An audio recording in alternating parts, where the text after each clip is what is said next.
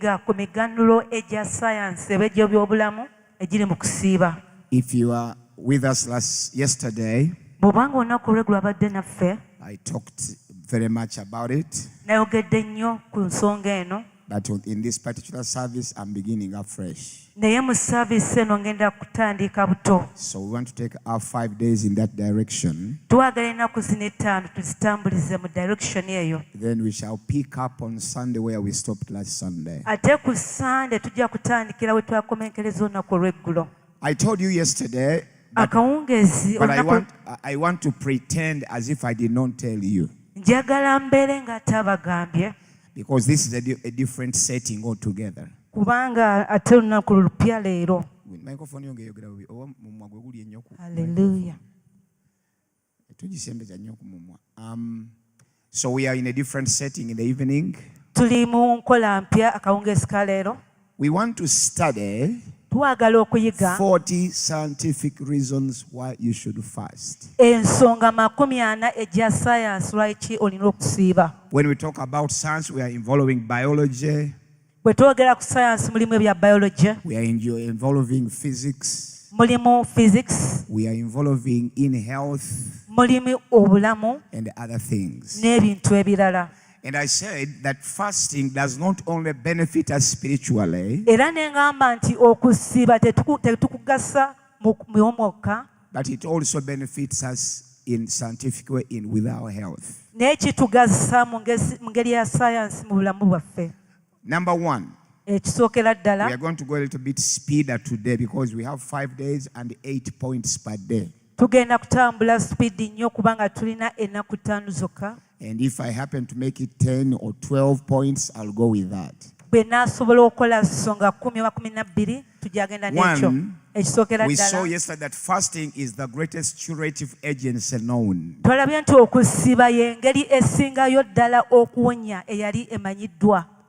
Fasting can cause cure. And through the 33 years I've been pastoring this church, we have received the testimonies of people who are healed through fasting. It is very great in that particular healing. But I also want you to know the difference between curacy and prevention. Curative is the medication that cures you. Preventative is the medicine that prevents you. For example, our children are taken to the hospital to be immunized against polio. Many of us were immunized against coronavirus. Children are taken to be immunized regarding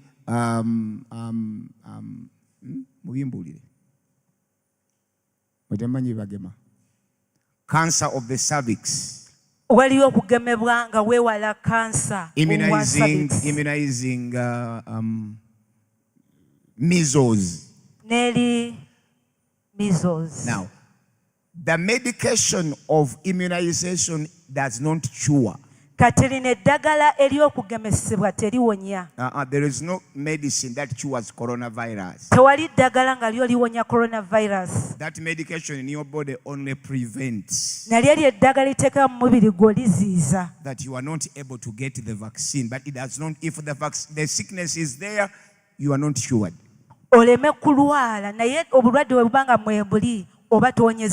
So we have two medicines, that is prevents and that cures.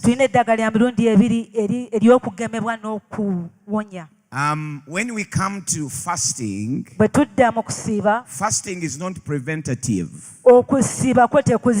It does not prevent anything. It only cures you. And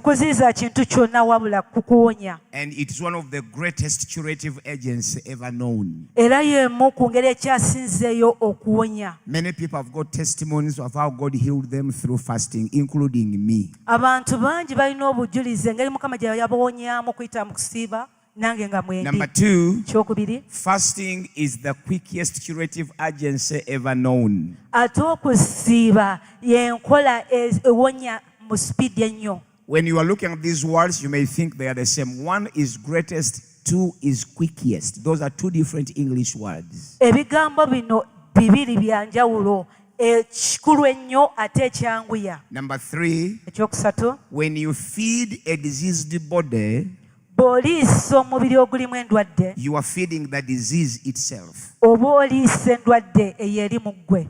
When you choose to feed a diseased body, bw'osalawo okuliisa omubiri omulwadde, you are feeding the disease itself. oba oliisa endwadde eyo. Most of the diseases we have within us, especially in the digestive system, Endwadde ezisinga ze tulina ennyo muno mu byenda, they get their life through the food we eat. zifuna obulamu okuva mu mmere gye tuba tulidde. Otherwise, they cannot survive without eating. Awatali ekyo tezibeera watali kulya. For example, Ekyokulabirako, if you have cows, bw'oba ng'olina ente, the main way you can take away ticks is to slaughter the cow. engeri esingira ddala y'okugyawo enkwa kwe kutta ente. The moment you slaughter the cow, Bw'omala n'otta ente, the ticks are dead. enkwa zo zifa. Do you know that? Okimanyi ekyo? Do you know that?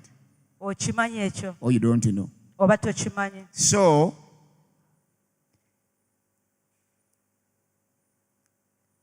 when you feed a diseased body, bw'oliisa omubiri ogulimu endwadde, you are feeding the disease itself. oba oliisa endwadde ekulimu. So may I say it from the other angle?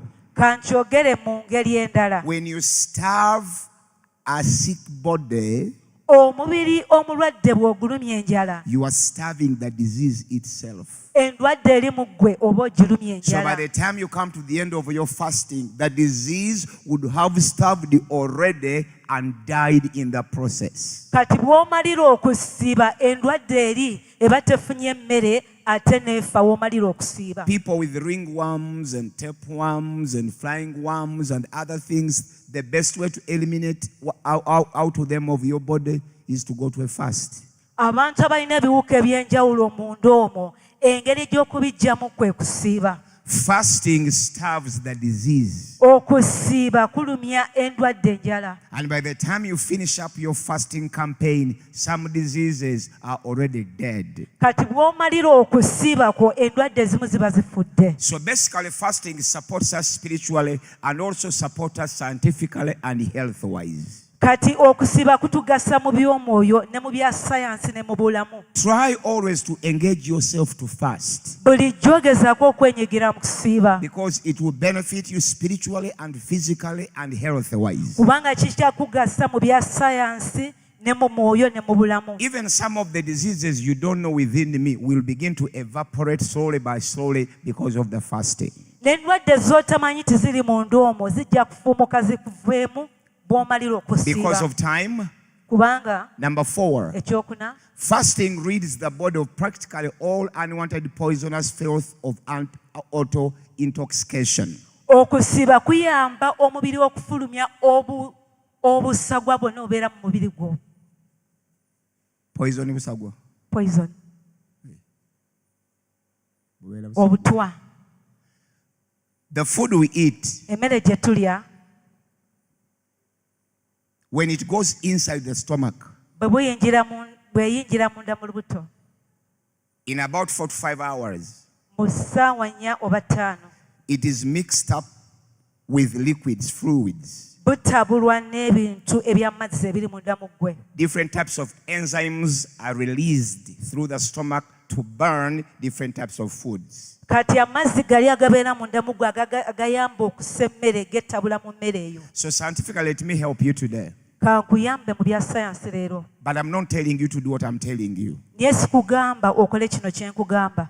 The food called buffet Emmere eyitibwa buffet is the food most of you admire most. abasinga kumwe mugiyaayaanira but it's not very healthy to your body. naye si nnungi nnyo eri omubiri gwo Because the stomach was created to produce different enzymes and acids to burn different foods. kubanga munda mu mubiri mulimu ateekebwamu amazzi ag'enjawulo agassa emmere eya buli kika. There are glands that are released as you see your tongue releases saliva or when somebody is frying some pork or some chicken or some grasshoppers and you see them, the tongue begins to release that salivation. You know that when you begin to salivate? omanye nga bw'obanga owunyiriza Bali baseewo kyo n'owulira nga oyika amalusu. Kambuuze kale bameka baali bayiseeko. Naye bantu mwe muli balokole oba muli bakatuliki?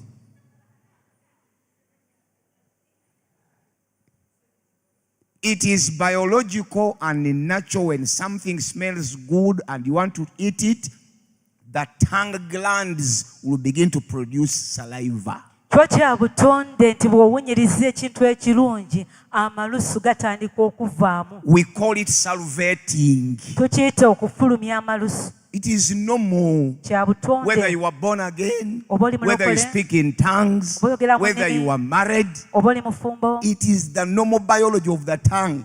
kyo kya butonde kya biology ekikolebwa Kakati bwe olulimi. tuli emmere n'egenda mu lubuto. So when we eat food that goes inside Mu the lubuto stomach, mulimu glands, mulimu ennywanto there is a gland ezifulumya acids ne different chemicals okubaninga emmere eyo gy'olidde. that produces different enzymes and acids to burn that food you've eaten. Kakati buli lw'olya buffet, So whenever you eat a buffet, y'emmere gye tusinga okuwomerwa ennyo. the food you enjoy is most. Olubuto lufuna obuzibu okuproducinga different acids to burn. Wano waliwo ekinyeebwa, wano waliwo katunkuma, wano waliwo jjuuni, wano waliwo cabbage, wano waliwo ekifi ky'enkoko, wano waliwo biriŋŋanya, wano waliwo ekijanjaalo. So you are getting out.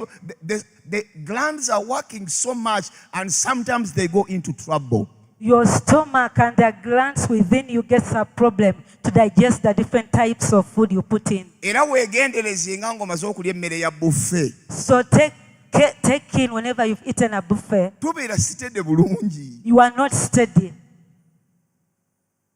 Olubuto lufuba okumakinga sure nti lubaninga different chemicals, different foods, naye ng'oli yagenze n'akwata omuwogo gwe n'aguteekako ekijanjaalo, oyo aba yamaze dda. With a buffet, your stomach struggles to digest the food. But when you take in one type of food, it will be easy.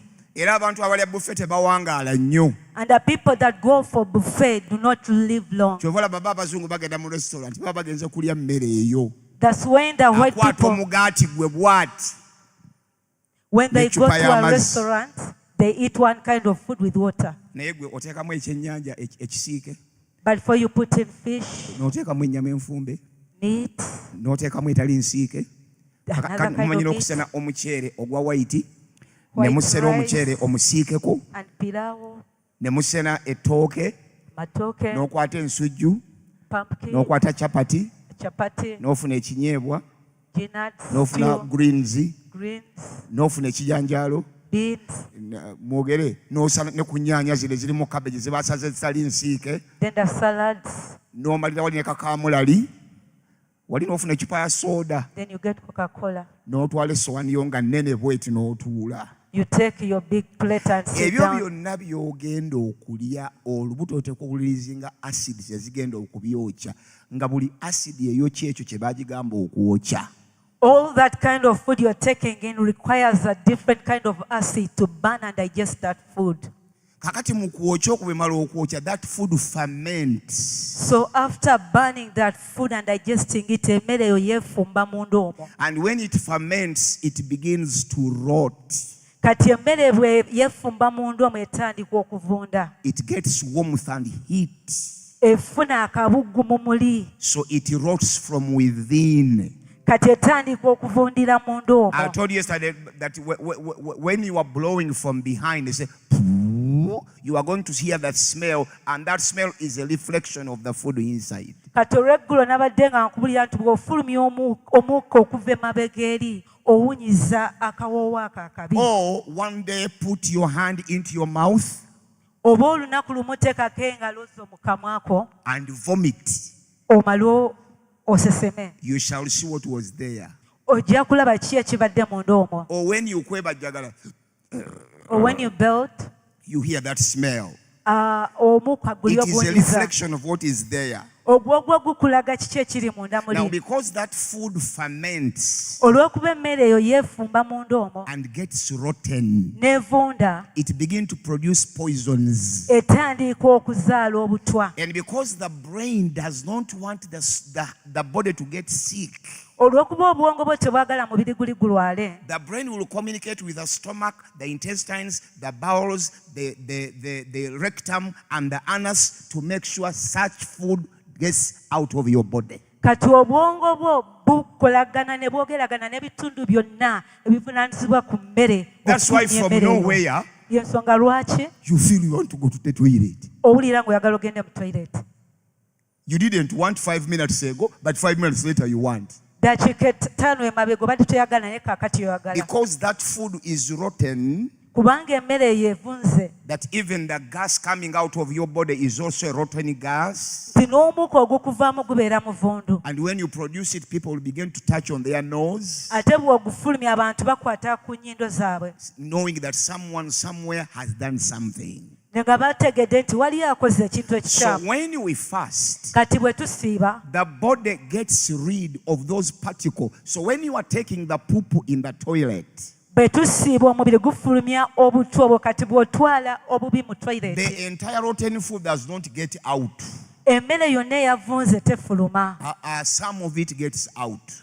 Emu efuluma, Other remain in there. endala n'esigala munda. And now remember, you're going to eat supper again. Naye tejjukira nti ekyeggulo ogenda So kulya. the supper food, which is flesh, finds the old food which remain when you went to the toilet, mixes up again, and more acids are produced. Kati emmere empya eno gy'olidde esangamu eri eyavunze ne yeetabula, And more enzymes are released. n'efulumya obutwa ate ne And more enzymes chemicals endala. are released Chemicals endala ne zifulumizibwa to break that food again. So the cycle okumenyamenya emmere eyo. continues. Kyo kyeyongera mu And as maaso. these things are being removed out of the body, Kati obutwa buno nga bufulumizibwa okuva mu mubiri, there are particles that remain at the sides of the stomach. waliyo obuntu obusigala ku bisenge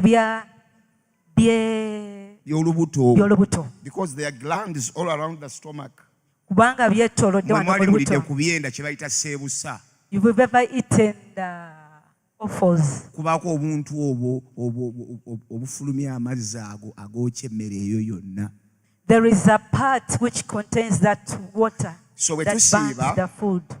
bwe When we tusiiba fast, tuba tuwadde omubiri gwaffe amaanyi we're empowering our body agareadinga those particularly unwanted poisonous things from our body okufuluma. to remove all the unwanted poisons from our bodies. So fasting does not merely help us spiritually, it also helps us medically, health-wise, and scientifically. Kati okusiba tekikuyamba mu bya mwoyo byokka, naye kituyamba mu bya biology, ebya In other science, mu words, bulamu mu ngeri endala. omubiri gwo gwetaaga okusiiba Your body requires to fast. biologically nga si bya Katonda. Mu bya biology, without the spiritual part Sooka of ove ku it. bya Katonda ebya Yesu. Put aside these issues of Jesus. Ebyo tubisomesezza emyaka 34. We've taught that for 34 years. Tewali atabimanyi No one doesn't know that. nti abantu b'e Nineve ne Yona There are people in Nineveh and ne Jonah. basiiba ennaku esatu n'emisana n'ekiro. They fasted for 3 days and Mukama nights. n'asonyiwa ekibuga kyonna And the Lord forgave the entire kye city yali agenda okwokya n'omuliro. that he was going to buy with fire. Nti Esther ne Molodokaayi Esther and Mordecai, ne bakulembera Abayisirayiri they led the Jews. ne basiiba ennaku 3 emisana They n'ekiro. fasted for 3 Mukama days n'awonya and Isirayiri nights. gye bali bagenda okutta in 5 days time. And God delivered the Jews from being destroyed within 5 Those days. are biblical benefits. Egyo miganiro gya mu Bayibuli. But we have scientific benefits. Naye tulina emiganiro nga gyo gya science. Whether they are biblical benefits or not, biblical scientific reasons are also very important. Oba za Bayibuli gye ziri naye za science nazo nkulu nnyo. So fasting Kati okusiiba rids our bodies out of those practical unwanted poisonous filth. kuyamba omubiri gwaffe okufulumya obutwa bwonna When we okuva say mu mubiri. filth, kasasiro, The filth within you. olubuto lwo lulimu kasasiro. Your stomach is having filth. Era mu abali ebyenda mutegeera kye ŋŋamba. For those of you that eat offals, you understand Waliwo this. yaŋŋamba nsumba nze mbirya naye n'okubyoza sibyoza nze nteeka butesi mu seffuliya. Somebody told me, Pastor, I eat the offals, but I don't even wash. I just put in the saucepan. Kaakati gwe abirya ng'obyoza. So for you that eats after cleaning, bw'omala okwoza tunula mu seffuliya amazzi g'oyozezzaamu kiki ekirimu. after cleaning, just look at the water, what is inside. Era lwaki obyoza? Why do you wash? Kujjamu ki? Bw'oba oli akabiriizi ko nga tokooza kujjamu obukyafu. Why don't you wash the ribs to remove the filth?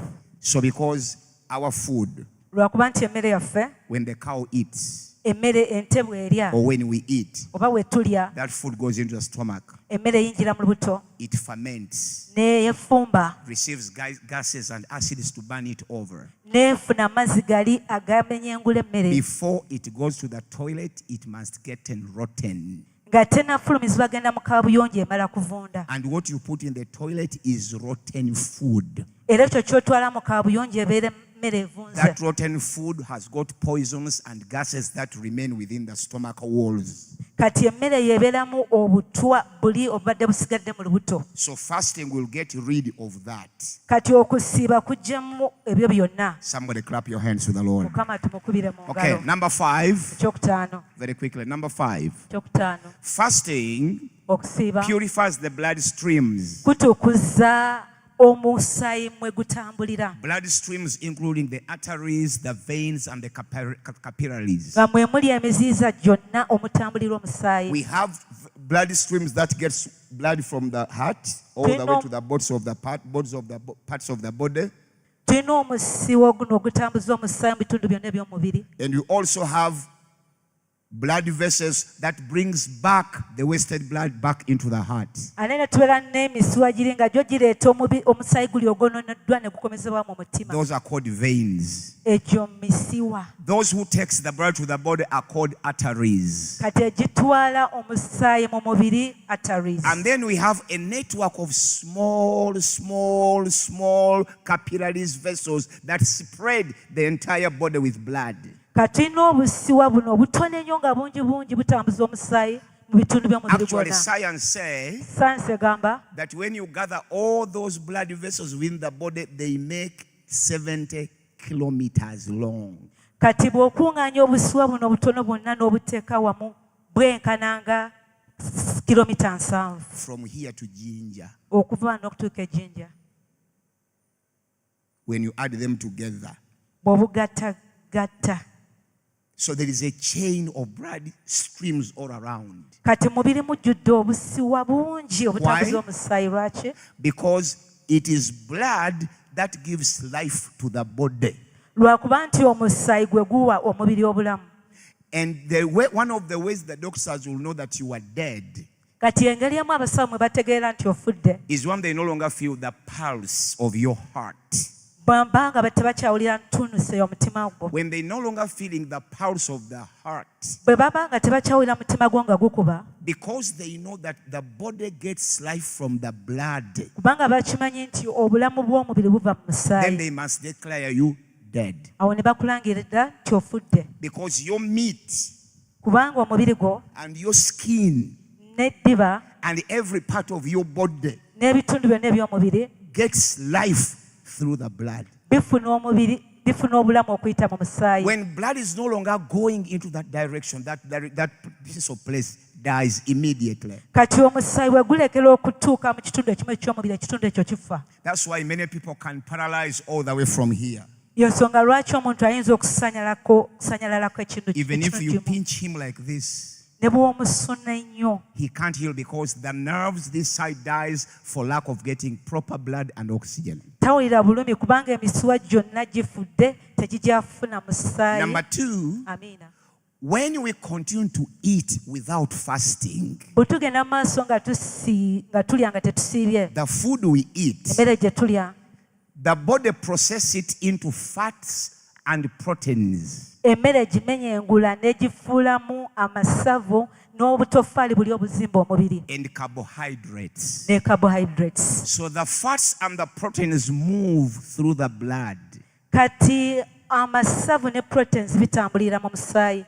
And as the proteins move day by day, week by week, month by month, year by year, and you are now 20 years without fasting, the proteins begin to pile up on the walls of the blood vessels. Kati amasavu gano ne proteins bwe bitambula mu ggwe mwaka ku mwaka nga tosiiba biba byekwata ku munda muli. A blood vessel which was 1 inch wide, Kati omusiwa guno gubadde inch emu nga mugazi. the proteins begin to pile this side, and the vein narrows.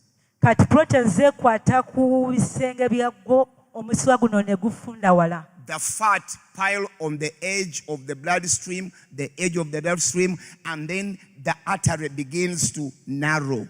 Kati amasavu gano gekwata ku bisenge by'omusiwa guno ne gutandika okufuuka nga mutono. Remember, the body must receive blood at every corner, including at the last nail.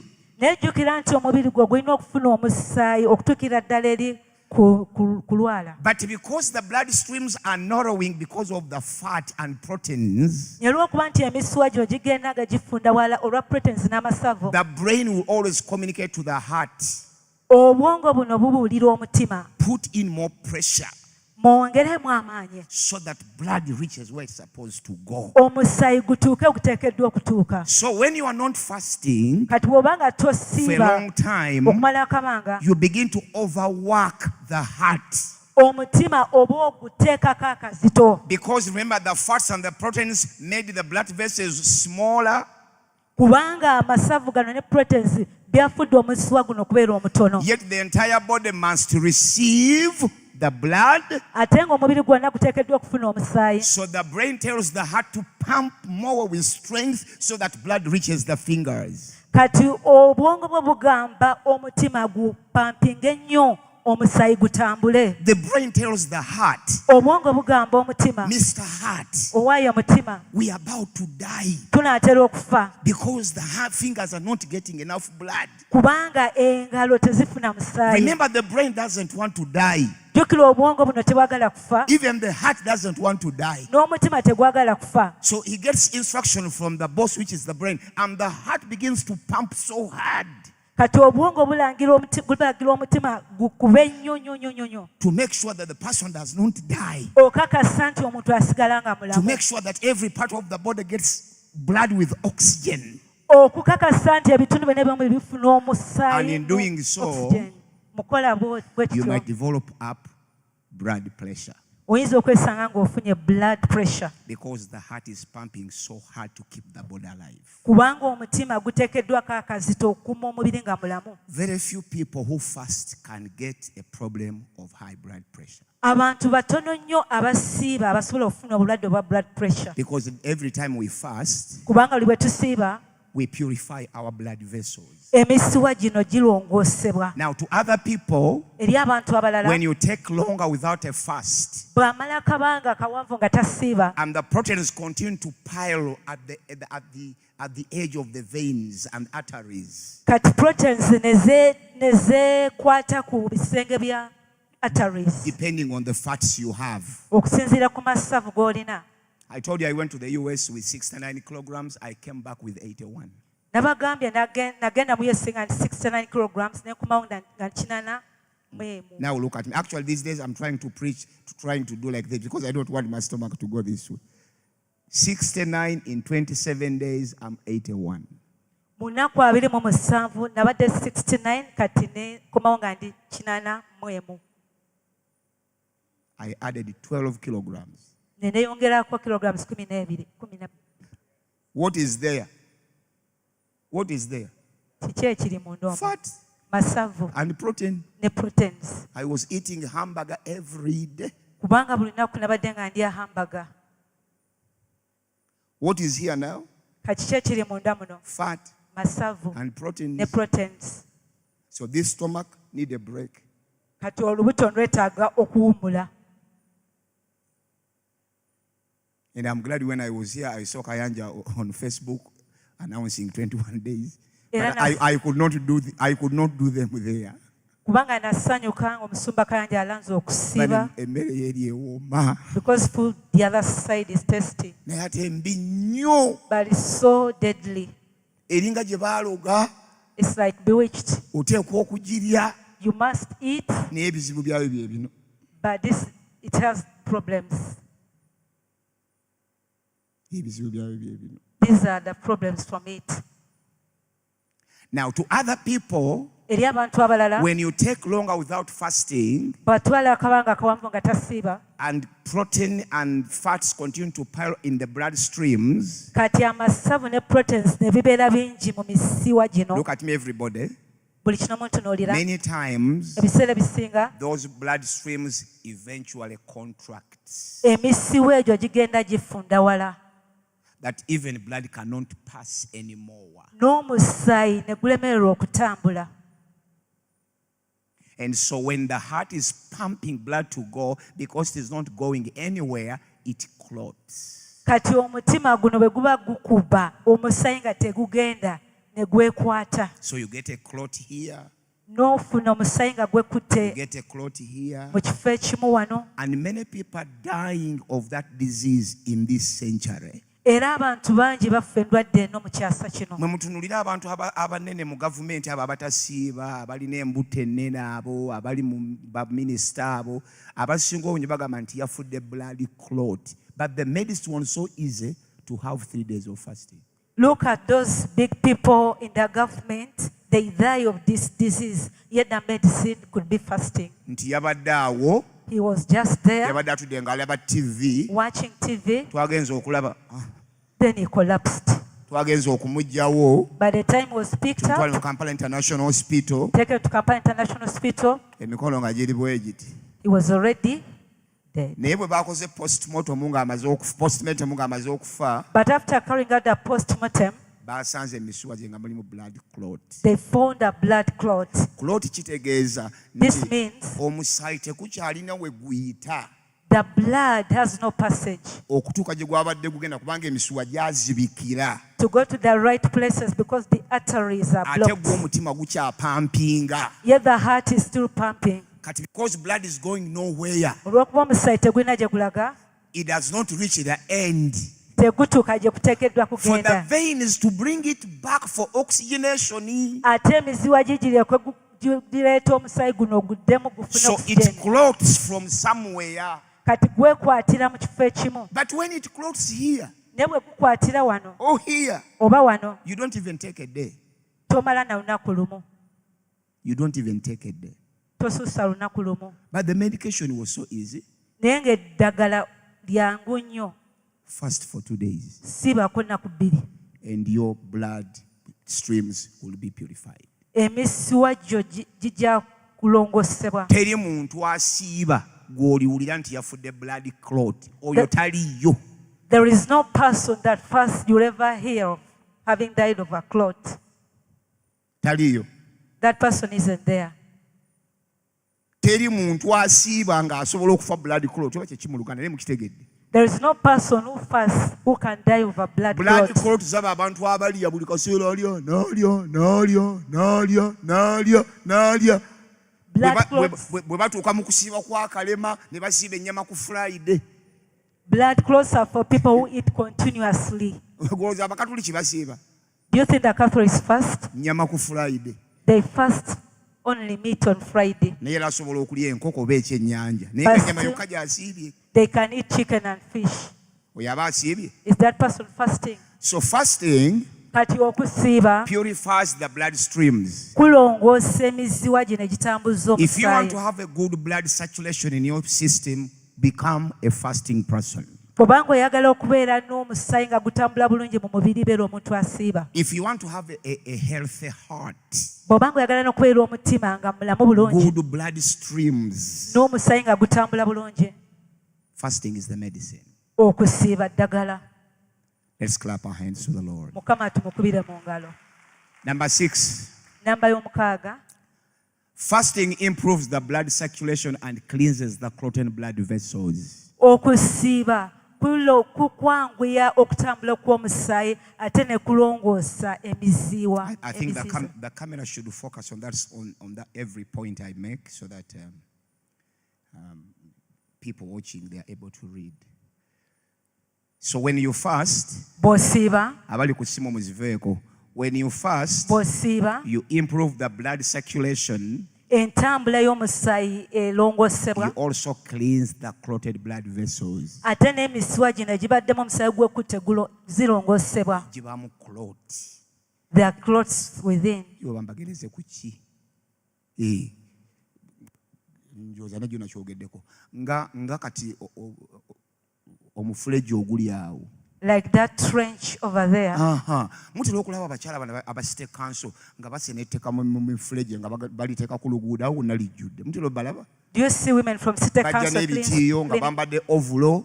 They come to cleanse their trenches. N'enkumbi. They come with hose. Omufuleje weeguli. The trench is there. Amazzi gatambula. The water is flowing. Naye balabyemu ki? Munziremu. Balabyemu ki? Ettaka eryo buli lwogenda ng'olirekamu. Whenever you leave soil in that trench, you continue living it there.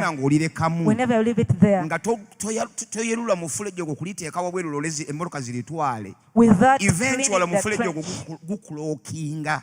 That trench will be blocked. Kakati bino ebigoma ebiri wansi w'oluguudo by'otalaba ne bijjula ebitaka ebyo. So the culverts down will be full of that soil. Kyekiri wali ennamasuba ku batabata enkuba ng'etonnye. This is what happens at Namasuba Batabata when it rains. Kakati amazzi agandibadde gayita wansi mu bigoma olw'okuba waazibikira ne gadda ku ngulu. So instead of the water passing through the culverts, it comes on top. Kuba amazzi galina okutambula. Because the water must flow.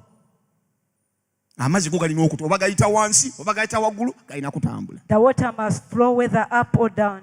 Bwe tusiiba, when we fast, tuba tugogola. We are cleaning, deep cleaning. Tujjamu ebitaka mu misuwa. We are removing the soil from the vessels. Tujjamu unwanted proteins and poisonous particles mu busuwa obwo, ate obusuwa butono nnyo. These vessels are really small, but we remove all the dirt. Some of them are as small as a needle. Some especially the capillaries are very, very small. You can't even sometimes utilize and see them. But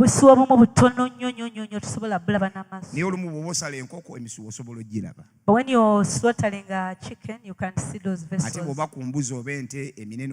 Arteries, veins,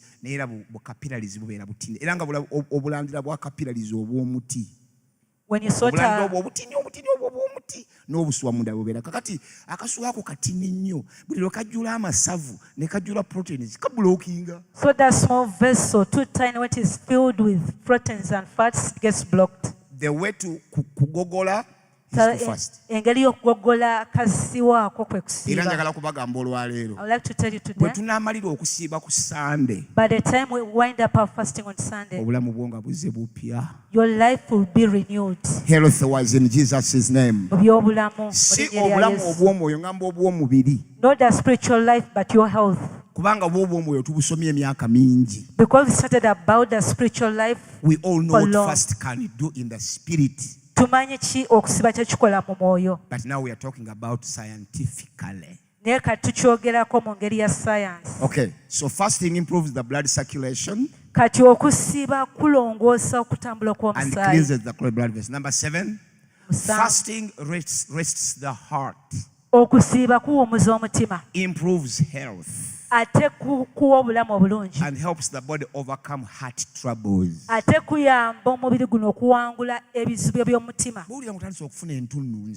You find yourself getting those pulses. Proclaim a fast. These are proven medical scientific reasons.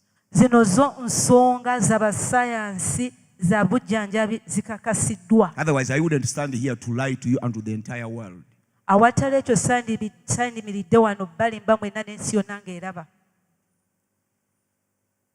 Because God has given me favor on TikTok.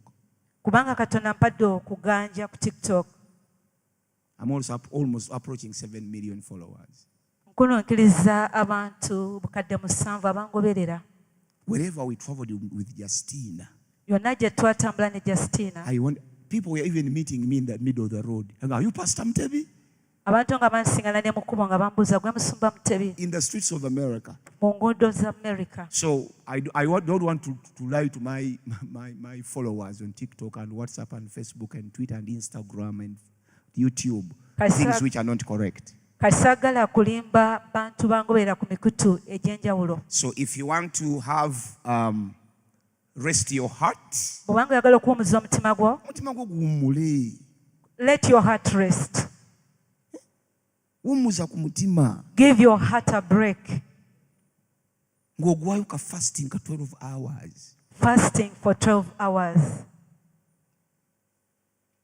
Zibukula ku misuwa. Bano abasajja babalimbanga bulimba. Waliwo ebintu ebyaliwa nedda eby'Abachina simanyi babiyitanga ani ebyo nga batandikira eno mu bigere. Babiyitanga ani mbijjukira byaliwo wano.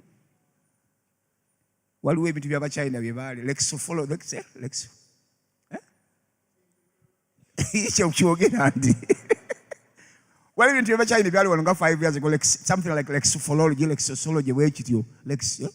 Jaki bakiyitanga ani? Gwe bakuzaalawa. Mbuuziza mukyamu.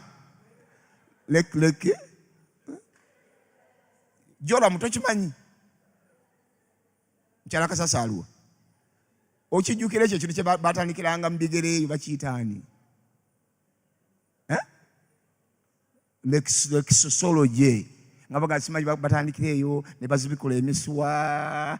Ebyo baali ku story. Okusiiba kwe okusobola okuzibukula emisuwa kyo nga tolina nakyo osasudde. It's only fasting that can unblock your vessels without paying. You just pay food.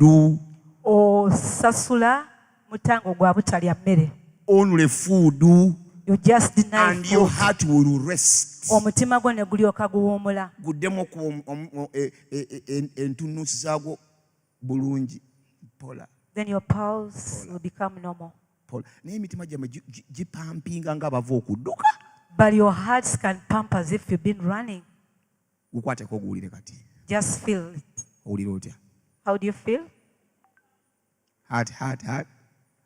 Owulira otya? Abamu tebamanyira mutima gye guli bakutte eno. Bannange. Waliwo n'abagenda okukwata mu kyenyi bawulirize omutima. Bano omutima teguli mu kyenyi. Abamu kambabuulire musawo oyo omusawo ali awuuyo awo. Musawo is there. Abamu n'emisuwa gyammwe be gye bakuba omusayi wano tugiraba. Some of you, when your arteries are pumping blood, you cannot see them here. Onyumya n'omuntu. You are conversing with somebody. Omusuwa gulaba gugira guti. Wano. But you see your vessel pumping. Wali omulabeko omuntu bw'ati. Have you ever seen such a person? Onyumya n'omuntu. You are conversing with somebody. Olaba emisuwa wano. Then you see the arteries. Oyo si mulamu. That person isn't healthy. Oba naawe okirina genda osiibe. If you're having it, go and fast. Omusuwa ogulabira ddala nga gugira. Omusuwa. You see the vessel, the vein. Kakati oba omusuwa ogulaba nga gukola ebyo otuula omutima gukola ki? If you can see the veins, what about your heart?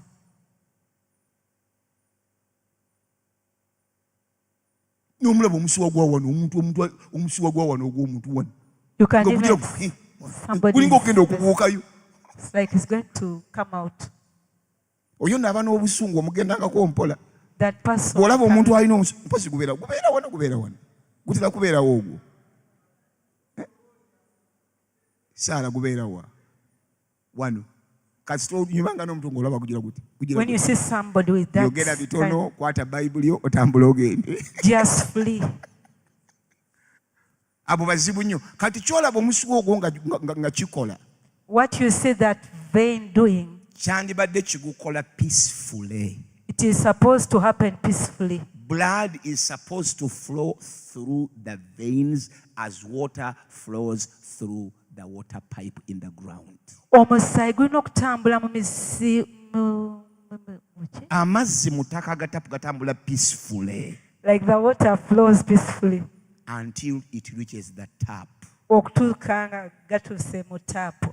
Tosobola kusanga pipe eri bwe.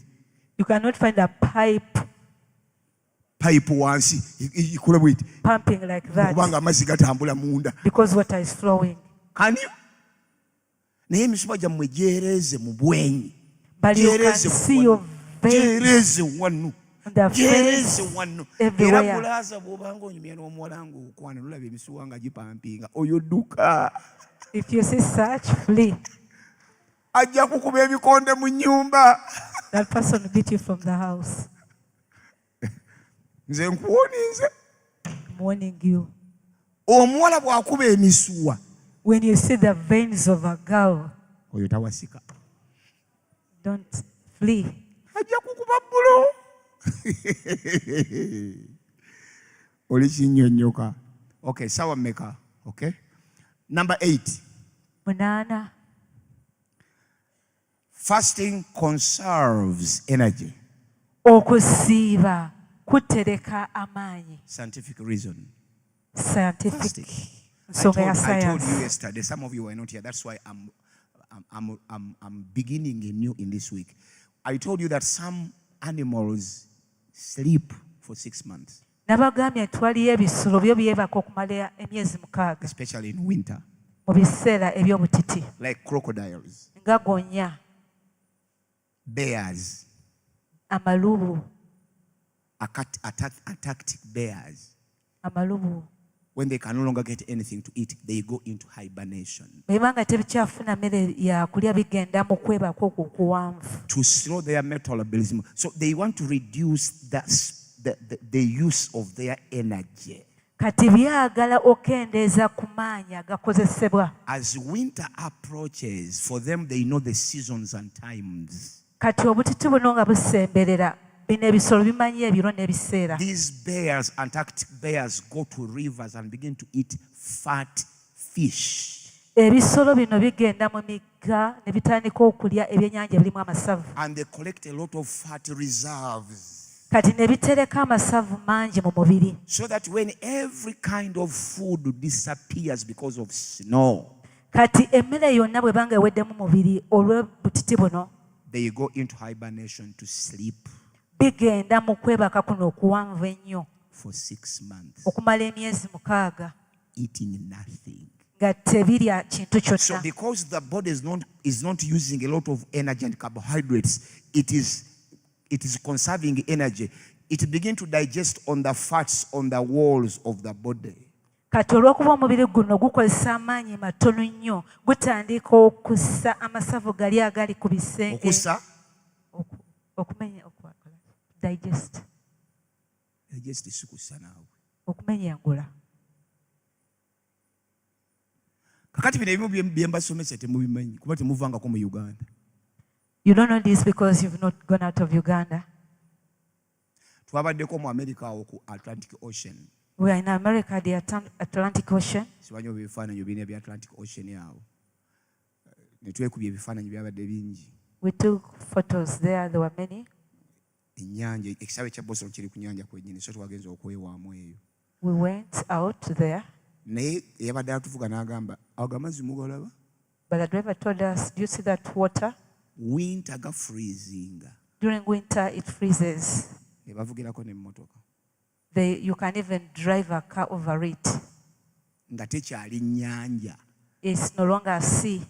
Ng'efuuse frozen road. It becomes a frozen road. Ne batambula okuva eno ne bagenda eri. You can move from point A.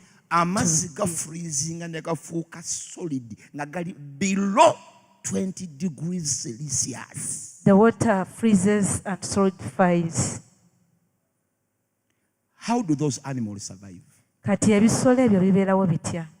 They know what to do in the seasons. Byo bimanyi ebyokukola mu biro ebyenjawulo. They eat fat-giving foods. Birya emmere ereeta amasavu amangi And ennyo. they pile a lot of fat within its body. Ne bitereka amasavu mangi mu mubiri. Kakati nze singa mbadde ngenda mu winter. For me, if I was going to winter, Nga ngenda mu hibernation. going to hibernation, Kirabika nze nandi survive nzekka wano abalala mufiirayo. it seems I'll be the only one to survive. Kuba kati nze among nina us. 11 kilograms of fat. Kubanga ndinamu kilograms 14 ey'amasavu. Omubiri gutandika okulya kwago mpola mpola. Mukyala mutebi watandika okukola bwali. The body starts to feed on that, the Nze fats nga nkyali within. bwenti. Because napairinza amasavu ameka. Because I piled a lot of fats in the body. Mukyala kanja anyize bunyiza ati. Kakati unyigira ki? Unyigira amasavu gange nawe funa agagu. Amanda musoke gwonyize. Kakati ebisolo ebyo. So those animals be conserving energy mu kusiiba. bitereka amaanyi. As a matter of fact, crocodiles fast for 6 months. Ggonya zo zisiba okumala emyezi 6. Because they have nothing to eat. Kubanga tezibeera na mmere ya kulya. Ennyanja yonna efrozinga to solid. Because the entire sea freezes and the water solidifies. Even the car can pass on. Grizzly bears, they fast for 6 months. Ebisolo ebyo bisiba okumala emyezi 6. Antarctic bear, they fast for winter. They are fasting. Ebyo bisolo mu winter yonna biba bisiiba. So fasting conserves energy. Kati okusiiba kuno kukuyamba okutereka ku maanyi. Nti buli lw'osiiba, whenever you fast, obulamu bwo obuzza bujja. You're renewing your life. Mwe mugenda kwiraba nga mumaze ate nga mbadde muli ekiro, naye singa mba n'ekiro mbadde temulya. I wish you are not eating even supper. Kuli okusiiba kayanja akumanyi. The other kind of fasting. Si kuno okwama kwa 21st century. Not this fasting of the 21st century. Twajjanga n'emikeeka ntugiteeka awo. We used to come with mats here. Naye nga n'okutambula okgenda wali. But even the strength to move from that place to here. Ng'ennaku obalambale. Banaye twasiiba. Simanyi abantu bakyasiiba. Vuva ku bino bye tusiibye okuva ku makya paka olw'eggulo, abamu mwaze mulidde n'okulya. Put aside this special fasting. Some of you have already eaten. Wala bagamba Muthumba egenda kuwa 2 kitundu, munnange enjala etuluma, tutte tugende mangu. Ngenda kubata bannange. Kubanga n'ennamba zange embula ye muyoka mbate. Kuli okusiiba kwe twasiiba nga tusobola nakuba munno kaama. The other kind of fasting, you cannot whisper to anybody, you just talk to God. Nga teri ageya ate onoogeya ki? You couldn't backbite anybody. N'amaanyi agageya naye abaana bageya mu church wano. But people here can backbite. If you're backbiting a lot, start fasting. You are conserving the energy. Agageya onoogaggyawo. Where do you get the strength to backbite somebody? Teri muntu asiiba akola lugambo. No one who fasts can rumor monger. Teri muntu asiiba alina bujja. No one who fasts can have jealousy. Teri muntu asiiba alina fitina. No one who fasts can have Teri muntu asiiba ageya. You cannot backbite when you're fasting. Because you don't have that energy. So when we fast, we conserve our energy. We give the body more strength, more life. Nti carbohydrates ezibadde ziri burning nga ziringa 10,000 of them. Tukyalina mimwami abantu akati wamulabe bannange ne Museveni yakoze bw'ati akati wabadde tulawo ne bala abavudde nakikogo munnange baasasa omutwe ne bamusalako omutwe nakikogo wano wabadde ye pasa mutwe wamulabe bannange yayambadde akasatte kategerekeka abantu boogera abantu bannange boogera. People can talk. Agamanyi gonna mugajjawo. Where do you get that energy from? Balinga be basala akanyata buli kintu ateeko kyogerako. N'omufu eyafudde. Bannange yafudde nnyo kale yandifuddemu omulala wakirina kibinga eyandibadde afa gotta abantu wano ani okuwala ekisente abantu. Number 9. Number 9. Fasting gives the overworked stomach a holiday. Tukome ku ekyo leero. Fasting gives the overworked stomach a holiday. Okusiiba kuyamba olubuto luno olukola ennyo okuwummula. As well as nearly all other body parts. Era weewaawo n'ebitundu byonna eby'omubiri. Bw'oba osiiba. When you're fasting, olubuto olufuna vacation. Your stomach goes on vacation. lufuna holiday. It gets a vacation. Bantu mangi mwagala ogendako ekalangala ku holiday. Most of you want to go on a vacation to Kalangala. Mwagala genda mu hoteli ya sister wange wali Want to mubeereko go holiday. to a hotel on a holiday. Abamu mwagala genda Queen Elizabeth National Park mufune ka holiday. Some of you want to go to Queen Elizabeth National Park for a holiday. Ezo holidays zonna nnungi. All those vacations are good. Naye holiday y'omubiri But the vacation of your body is fasting. kwe kusiiba. When you fast, Bw'osiiba, you give your stomach a holiday. olubuto lwo oluwummuza. Ne luwummulamu. It gets a holiday. Bannange ojja kwewuunya ekintu ekigaaya emmere emyaka 59 gye nnina nga kigaaya bugaaya. You'll be Ne bw'ebeera amazed. mashini eba yaggwako amannyo. The stomach. Ate mwe temubirowoozaako mu ngeri eyo. Ne bw'ebeera wirubaalo eba yakutuka. Even though it's to a wheelbarrow, it breaks down. Ne bw'ebeera mbazzi eba yaggwerera. Even though it's an axe, Wano olinawo breaks. ejjambiya gye wali otemesezza emyaka 10. Have you ever Ng'ate seen ejjambiya a ya pan kyuma. which has worked for 10 years? Olina embazzi gye wali osize enku ku ssomero emyaka 15. Or an axe which has Naye olubuto lugaaya emmere mwaka ku mwaka. Nyingira 60 years olubuto lukyagaaya mmere. Lwo lwakula lutya kyuma. your stomach digests food year to year? Is it a machine?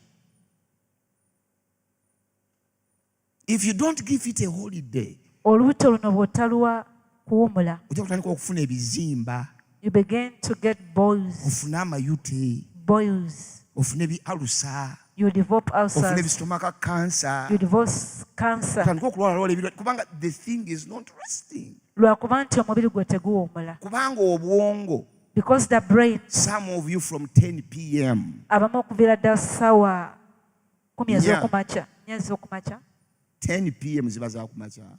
ez'olweggulo, Ezekiro. Ezekiro. From 10 p.m. to 6 o'clock mali obwongo buba buwummudde. your brain is resting. Kyova olaba otandika okuloota ebitaliiyo. That's why you get funny dreams.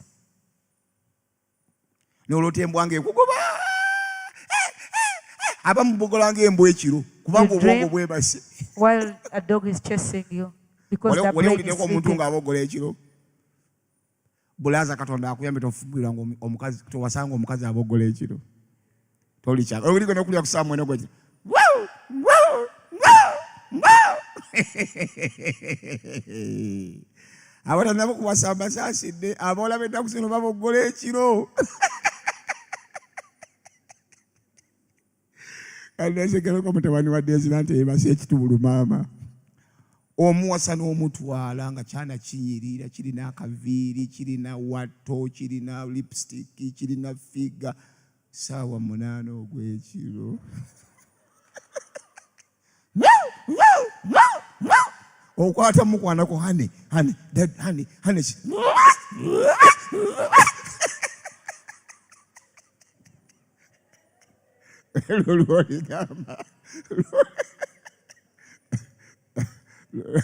Lwoligamba musumba kino nabasasi kibannange.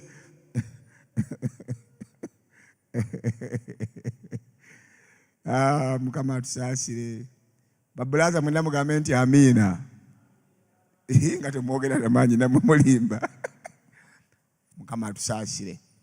So finally we stop from there today.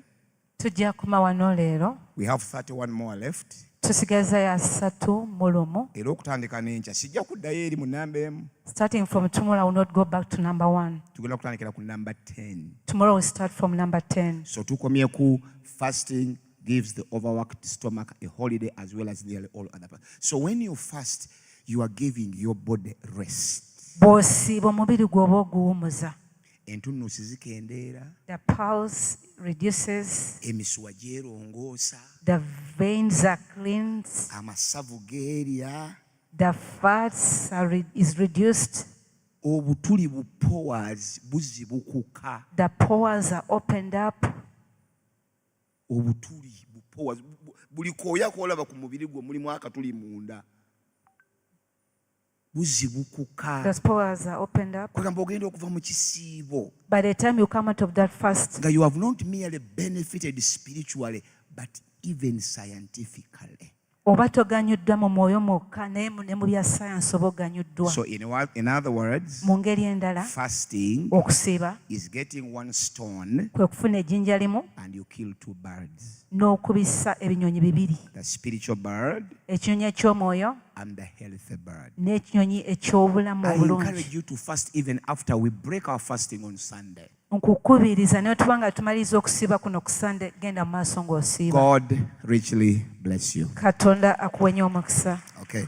Amen. Nakati twasazeewo tujja kusibuka ku Sunday naye si ku makya tujja kusibukula lwaggulu. We'll break our fast Sunday evening. Tujja kusazaamu service y'abaana ba Rainbow kubanga Sunday evening twagiba abaana ba Rainbow. We'll take over the service for the children of Rainbow. Ate ekirungi Sunday eno ye vidi ya Rainbow Christian School. On that Sunday to be their visitation day. So we shall not tell them to come to church. They will not come to church. Njagala mutuuke wano essaawa emu ng'eya bulijjo. I want you to be here by 7. Tujja kubeerawo just for 1 hour. We'll be here for only 1 hour. Tulyeko ffenna nja kusoma kyakanja tunoonyeze ku ssente tubeeko bye tufumba tuliire wamu ababadde basiiba mwekka mwe mujja. We'll have a joint meal for only people who are fasting. Naye osobola okutandika kati. You can start now. Nabalaza olunyiriri jjo mu Bayibuli. Yesterday I gave you a scripture in the Bible. Yesu yasanga batalina mirimu ku ssaawa emu n'abagamba mugende mukole mu nnimiro yange, n'asanga bala ku ssaawa 6 n'abagamba nammwe mugende mukole, n'asanga bala ku ssaawa 10 nabo n'abagamba mugende mukole. Bwe yali agaba empeera bonna n'abawazi ezimu. So even if you are starting tomorrow, Ne bw'oba ng'otandika okusiba olunaku olw'enkya, God can reward you accordingly. Katonda asobola okuwa empeera. Number 2, Ekyokubiri, nagabya amabaasa jjo buli muntu ali mu kusiiba okutaliko kusaba na nsigo kuba kufu. if you're fasting without a seed is dead. So I gave envelopes yesterday Sunday Olunaku olw'eggulo nagabye baasa. and I want to give more if you are not here today. N'olwaleero njagala nkwewa oba tewabaddewo. Fasting and prayer must be corroborated with this financial seed. Okusiiba n'okusaba olina okugattako ensigo Okagamba ensente. nti hey Jackie, okusabako n'okusiibako n'okugabako bituuse gye ndi. Awo Mukama agambe that your fasting and your prayer and your giving has come up to me. Kati olw'okuba tuli ku 62nd anniversary ya Uganda, osobola okusiga emitwalo 6,200. You can sow 6,200 shillings. Kale wulira. Oba siringi 62. 6,000. Oba dola 62. Oh, Bwe kiba kikulemesezza, you get any seed you want to sow. ofuna ensigo gy'osiga. Jukira tusibira anointing ya Independence Day. Ensigo yo giweeyo. Especially nga tumaliriza ku Sunday. As winding up our fast on Sunday. Olusobola n'okuwandiikako ekintu ky'okkiririza Mukama mu mwaka guno gwa 62nd Independence Anniversary ya Uganda. You can even write there your prayer request, something you believe in God to do There for is no you. problem writing because the Bible says write your vision, make it very clear. So you can write something you are believing God for. Osobola okuwandiikako ekyo ky'okkiriza Mukama okukolera. Funa ensigo yo, funa ebbaasa yo. Get your envelope for the seed. Bannange omuntu atasobola kusiga ssiringi 62 ng'asiibye ennaku 21 naye aba muzibu. If you cannot sow 6,200 shillings after fasting for 21 days, Muntu asiibye bika nti nze nakapositi nze. Nga ndabako linnya lyo. Saagala abantu babafere mu by'okusaaga. Oba sitofuna Makathe oba Maria akuwa akantu akalungi. If you want to apply for the American green card, DV lottery, oyagala kufuna American green card lottery, bameka bagamusumba sigenda kwerabira. Nansi waffe fayiringa akantu kali ku mukutu. Genda okajjuze, and when you feel it, you will submit it. It will go to the State Department Embassy in the United States, and they will give you, I think they reply around February, I think. May. They normally reply in May, yes. Your replies comes in May, so better expectant. Uyinza n'okukozesa ekiseera ekyo ng'osaba nga tovunula wali watawulira Luganda. Okay. So the replies normally comes end of April, beginning of May there. Reply ejja ku nkomerero y'omwezi ogwokuna n'okutandika ku mwezi ogwokutaano. Every year. Buli mwaka. Because this thing is for every year. Kubanga ekintu kino kikolebwa buli mwaka. Canada and USA is having one of the greatest aging population. ne USA mulimu abantu bangi abakaddiye. Bingi ku mikutu. Nigeria ku mikutu. And I will not be held responsible Era sijja kunandizibwa ku ekyo. If you do not follow the link I have given you on the church group. Bw'otagoberera mukutu guno gwenkuwadde oguli ku group ya kanisa. Mukolera awala wonna kubanga yonna gyebiri naye ebirivaawo I'm not responsible. I'm only responsible kuguli ku mukutu kubanga nagu findings out nga nkyali ne mu America nti gwe mutuufu. You are free to do it from anywhere else, but I'm not responsible for that.